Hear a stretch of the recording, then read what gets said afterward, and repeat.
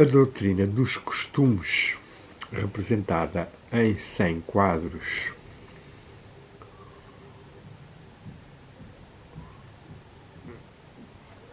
de Sr. Marin Leroy de Combarville, foi publicada em 1640 e teve bastante sucesso, pois era um manual de sabedoria acessível a toda a gente. Uma linguagem simples, praticamente sem citações e, contudo, com bastante beleza nas gravurinhas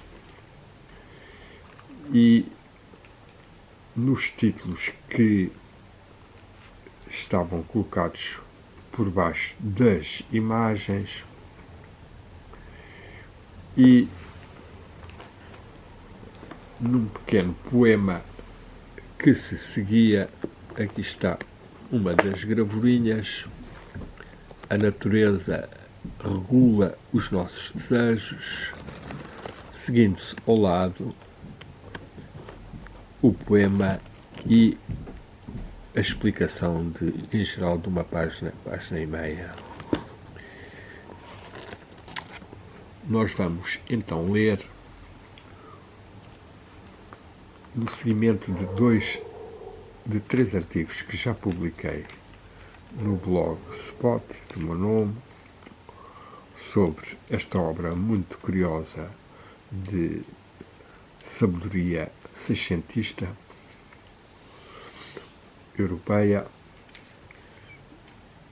bastante psicológica, sem abusar de uma dependência da religião, mas estando certamente consciente do valor da crença em Deus, na crença do amor como um dever e uma lei que aperfeiçoa os seres e permite-lhes vencer os seus defeitos, os seus vícios e desenvolver a virtude e chegar à sabedoria e à felicidade. A obra baseia-se realmente neste tipo de equilíbrio de extremos, esta harmonia dos opostos, das polaridades, certamente com um certo estoicismo, com uma certa valorização ou aceitação do sofrimento como uma forma de uma pessoa abandonar os erros ou purificar-se das suas ignorâncias, dos seus excessos, mas apresentando o caminho da sabedoria como um caminho de alegria, de amor, de boa disposição, até além dessa parte de controle, da parte instintiva e das influências negativizantes do contacto no mundo com outros seres que não estejam tão abertos nem à lei do amor inscrita nos seus corações, como ele considera, nem ao fraterno relacionamento que deve existir entre os seres, pois é ele que gera o aperfeiçoamento e o contentamento. Um dos 100 quadros é preciso explicar que não há uma excessiva valorização da palavra amor, é mais a palavra amizade, porque o amor muitas vezes é considerado como uma forma de paixão de extremos que se opõe, portanto, um amor vulgar ou amor terreno e profano que se opõe ao amor da divindade, ao amor da sabedoria e ao amor do outro ser na plena reciprocidade e, referendo mesmo, o amor ser cego, ter a venda que tapa os defeitos do outro para assim o poder amar mais e apoiar e ajudar no seu caminho de aperfeiçoamento. Vamos ler então um dos quadros que tratam do amor, mas sob a forma da explicação da amizade. E diz-nos eles: a verdadeira amizade é desinteressada. E o poemazinho que lá é contido de início diz-nos assim, eu vou ler: o lucro é o objeto da amizade vulgar, mas um coração grande e nobre ama sem interesse. E eu creio que o amor, sendo Deus como Ele é, não é usurário nem mercenário. Este é o pequeno poema em que afirma aqui: eu creio que o amor, sendo Deus como Ele é, e temos aqui uma afirmação forte do amor, neste nível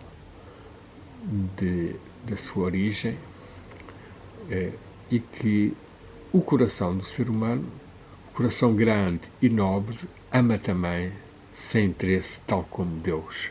Ama por amar. Ama a virtude pela virtude em si. É, aliás, um dos títulos de um dos quadros e que tem realmente uma certa dificuldade na maior parte das pessoas que pensam sempre em haver algum tipo de lucro ou de interesse nas amizades. Aqui, neste quadro, nesta frase, a verdadeira amizade é desinteressada, o que é que ele nos vai dizer na explicação? Se não houvesse contrários, não haveria combates. E se os combates cessassem, ao mesmo tempo cessaria a imolação e a glória. É por isso que é necessário que se encontrem continuamente ocasiões de falhas ou de quedas, de falha, a fim que incessantemente se apresente essa ocasião para dar exercício à virtude. Ou seja, aqui um apelo à perseverança e lutar contra as quedas ou fragilidades. Eis agora um bem grande e bem comum. É o de trazer a todas as nossas amizades uma alma desinteressada e não fazer de modo algum um comércio sujo de algo que não deve ser jamais nem comprado nem vendido. O amor é o preço do amor. L'amour est le prix de l'amour.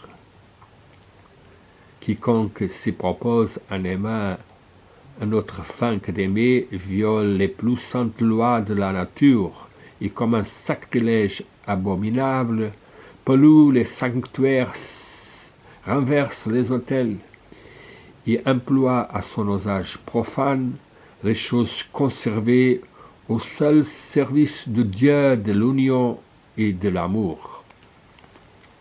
Vamos agora traduzir o que ele escreveu com beleza e qualidade e força. O amor é o preço do amor. Quem quer que se proponha amar um outro fim que de amar, viola as mais santas leis da natureza e, como um sacrilégio abominável, polui os santuários, inverte ou destrói os altares e emprega no seu uso, para seu uso profano ou no seu uso profano as coisas conservadas ao só serviço do Deus da união e do amor.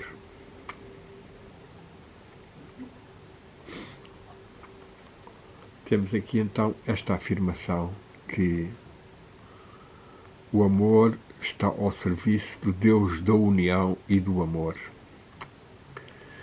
Isto seria muito bom que todos os seres conseguissem, não só nos seus casamentos e nas suas famílias, mas nas próprias relações humanas, estarem mais em sintonia com a divindade enquanto Deus de união e de amor. E, portanto, temos mais capacidade de nos relacionarmos com os outros desinteressadamente e de forma elevativa e aperfeiçoante, convergente para o melhor de cada um de nós, que é realmente luz, claridade, harmonia, saúde, felicidade. Depois, Marin-Leroy de Gomberville, como faz nos outros quadros, elogia bastante o pintor por ter conseguido representar muito adequadamente a sabedoria do verso que foi proposto e do qual a explicação, em parte, deriva até da obra do pintor. E diz-nos assim: o nosso pintor não ignora que esta verdade, não ignora esta verdade e sabe como ela é hoje em dia muito menosprezada e repreende a nossa baixeza, a nossa corrupção, a nossa cobardia e, pela mais infame de todas as comparações, quer-nos obrigar a conceber o horror da nossa infâmia. Ele acusa-nos que nós só somos amigos desde que sejamos pagos da nossa amizade. Que para as nossas afecções venais não seja necessário que um pouco de dinheiro e que os homens vulgares são os mais incapazes da disciplina do amor, que os animais mais pesados e mais estúpidos não o são. Faça o nobre exercício dos cavalos. O que ele diz aqui é que uma pessoa que não tem a capacidade de disciplinar o seu amor e de o elevar a um estado de desinteresse é como os seres que são como animais mais pesados ou mais burros, mais estúpidos, diz ele assim, e que não são capazes de ser trabalhados, aperfeiçoados como os cavalos. Há aqui um apelo a sabermos disciplinar os cavalos da alma, e sabemos que esses cavalos da alma, representados até bastante na tradição ocidental, esotérica, nomeadamente no tarot, na carta do Conquistador, com os dois cavalos, seja as duas potências, seja a capacidade de dar, seja a capacidade de receber, seja o aspecto ativo, o aspecto passivo, que devem ser equilibrados para que possa haver um avançar de uma alma que manifesta o amor, que manifesta a divindade. Gomberville vai também desenvolver num dos outros aforismos ou ditos ou lemas ou mantras a importante relação de nós conseguirmos ter uma vida com aspectos iniciáticos, com aspectos de conseguirmos atingir um certo silêncio e uma certa captação das forças do Espírito Divino. E essa referência é feita mesmo aos mistérios da antiguidade, em que os seres aprendiam a disciplinar-se, a meditar, a purificar-se e depois a poderem ver a luz, ou que se diria os deuses, na sua experiência interior, que os iria fortificar para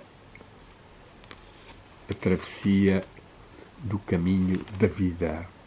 Travessia do caminho da vida que, para o nosso estimado amigo Marin Leroy de Gomberville, é um aperfeiçoamento, um estudo, uma vivência da virtude ou da sabedoria, da capacidade de estar em sintonia com o Logos divino, com o amor, inteligência ou sabedoria divina.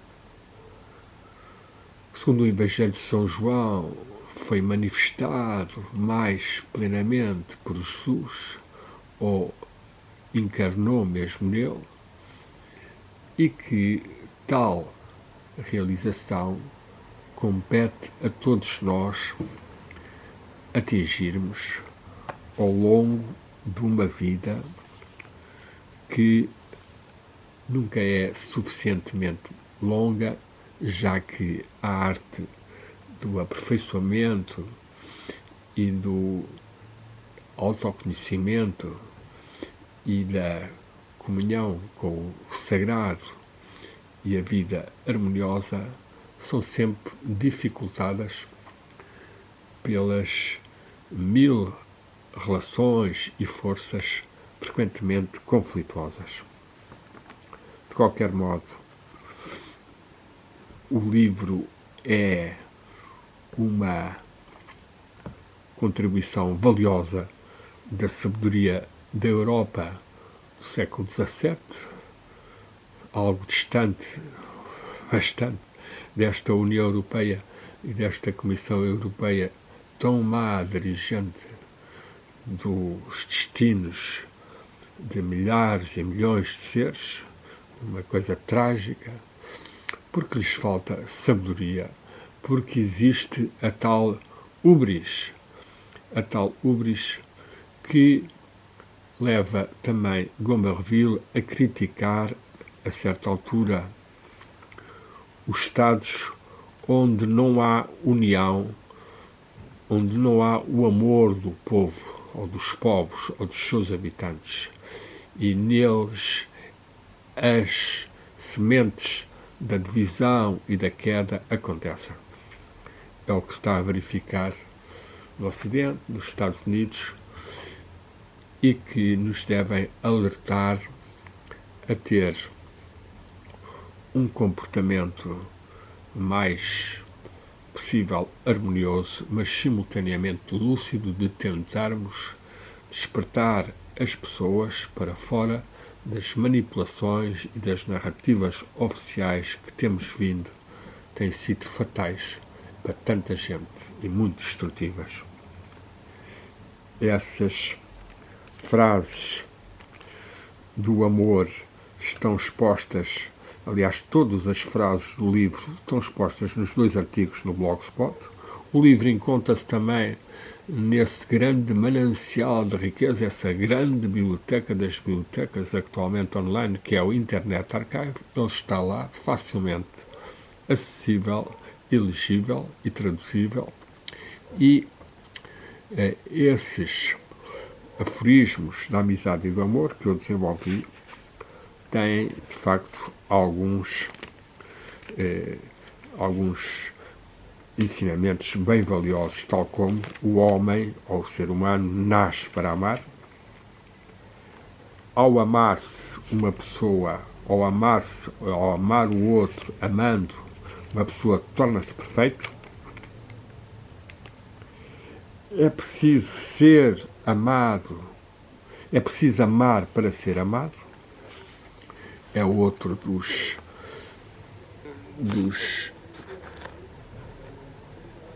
quadros que nos transmite Gomberville. E o que eu falei há pouco, o amor dos povos e das populações é a força dos Estados. Isto é muito importante. Depois, a que já referimos há bocado e que lemos, a verdadeira amizade é desinteressada. Finalmente, também referi muito ao de leve, a alma não vê de forma alguma o defeito da pessoa que ama. O tal amor é cego, que aqui há uns anos o Carlos Barroco e a Nara Baggioli, na Galeria Novo Século, resolveram homenagear numa exposição em que eu participei com alguns textos e que fiz um registro também no blog, em que participaram vários artistas, entre os quais eles, o Romualdo e outros, Rogério Gonçalves e mais a Gina, também com as gravuras, e outras pessoas, e que diz-nos que, de facto, uma pessoa tem que cegar muitas vezes para poder dar e receber a mão da outra pessoa e avançar para estágios de maior unidade entre eles, vencendo os conflitos e as aparências, por vezes, transitórias.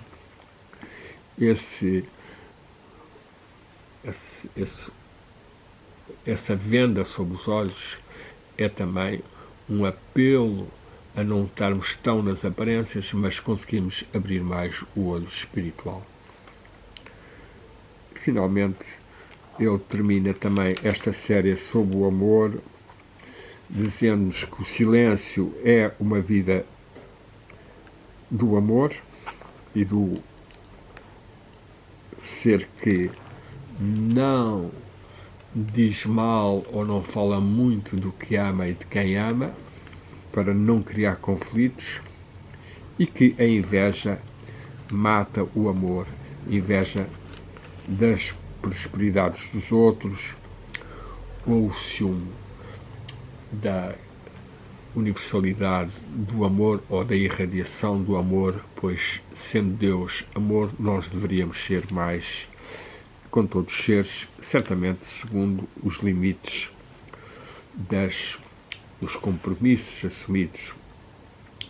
Esta obra de Gomberville teve várias edições, hoje está um pouco perdida, mas é um apelo a desenvolvermos a sabedoria, e é a sabedoria que realmente assinala-se no nosso corpo de glória como a sua luz e o seu amor e o seu centro de forças, e todos nós estamos aqui na Terra para desenvolver esse corpo de glória, o corpo que nos vai permitir funcionar mais conscientemente, mais luminosamente, mais em planos elevados dos mundos espirituais e em comunhão com os santos, os anjos, mestres antepassados, os grandes seres, como Barbil, aqui José de Arimateia, Mestre Jesus e os outros mestres e grandes seres das tradições.